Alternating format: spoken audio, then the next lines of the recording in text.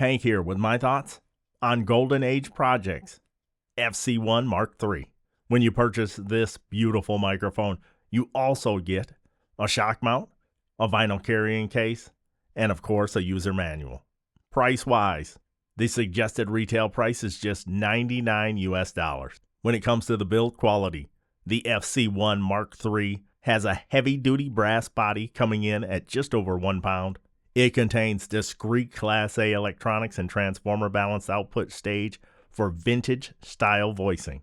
The XLR is gold-plated for maximum conductivity. Please note that the grille does have some give to it. On the specs front, this is a 32mm gold-sputtered large diaphragm condenser microphone.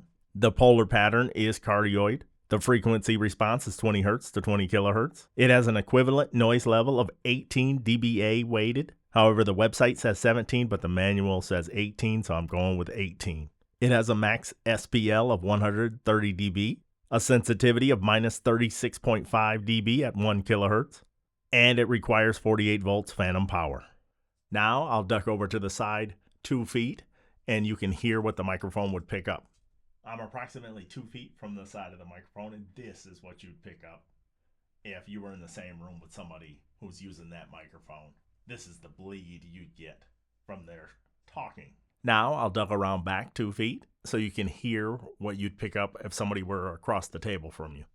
I am 2 feet from the back of the microphone, and this is what you're able to pick up. That is 2 feet from the back of the microphone. This is what it's picking up. All right, so now you've heard the FC1 MKIII for a little bit now, and I am going to test it against one of my dream mics, which is the Lewitt LCT540S. This is the FC1 MKIII coming in at just $99. Now I'll switch over to the Lewitt LCT540 Sub-Zero. I'm back on the Lewitt LCT540 Sub-Zero. At the time of this recording, the microphone retails for $799 US. I'm trying to work the microphone from the exact same angle and the same distance, so it's a fair comparison. But this is what the Sub-Zero sounds like, and I'm going to switch back to the FC1 MKIII so you can get another little back-to-back comparison. Now I'm back on the FC1 MKIII, and this is what it sounds like. Trying to work it at the same angle, same distance away. This is what it sounds like. I definitely hear a difference in these in-ear monitors, but you got to let me know in the comments. Is it $700 worth of a difference?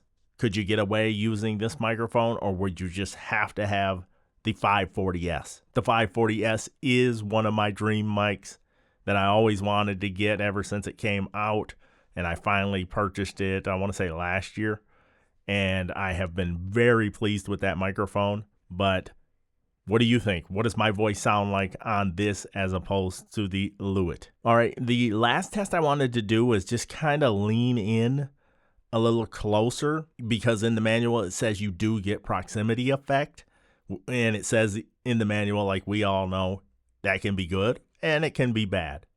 So let me just lean in here real close, approximately 3 inches away from the microphone, leaning in. Can you hear that proximity effect going? Chime in the comments if you hear a difference. Let me back it up a bit. This would be about 5 or 6 inches back. How do you like the sound in this area as opposed to the sound up close? Does it just get too boomy? There's something you can do about the boominess, but we're going to get to that in just a minute. On the pros front, I do love the build quality of the microphone. It's got a little bit of a weight to it.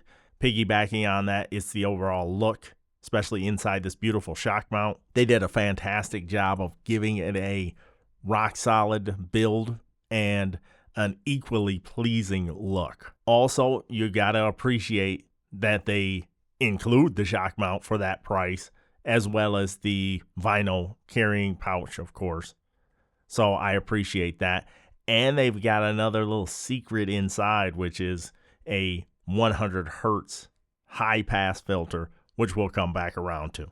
And lastly, even in these in-ear monitors, this microphone sounds really good to me. I'm not picking up any harshness, like any extra sibilance. My voice tends to have a lot of sibilance on certain microphones, and I'm not picking that up on this, and I just thoroughly enjoy the sound of this microphone. When it comes to cons, I have a few. I'm going to say first and foremost, they say when you want to use the microphone, let it warm up for optimal performance. Let it warm up 5 to 10 minutes. Now, that's not going to work if you have a spur of the moment idea or something that you want to record. What I've been doing is I have to set up my lights and other stuff. So I'll turn it on and then I start setting up lights and all that stuff. So that's how I got around it. But I could imagine being a little impatient on having to wait for it to warm up for its best performance anyway. Another con for me is the grill has some give to it. Initially, when I was doing my filming and taking pictures of the microphone when it arrived, I thought I dented the grill with my thumb. Just be aware, there's definitely some give to that grill, so you just don't want to drop it or have any accidents with it. And then another con for me is it's cool that they have a 100 hertz high pass filter, but what's not cool is that high pass filter is internal. So you have to undo the body and get inside of it in order to flip that switch. And for me, a nitpick of this microphone, as I stated before, you could view it as a con if you don't like that lean in proximity effect that you seem to get from the microphone. But to me, it's more of a nitpick or a note that you just have to accept with certain microphones. That's going to happen. However, overall, the Golden Age Project FC1 MKIII is a microphone that stands out in a crowd of budget mics, offering a unique blending of the past and the present. I simply can't fault them for trying to take a third swing at this FC1 style microphone, trying to capture those vintage tones of the past. And personally, I think they did a fantastic job.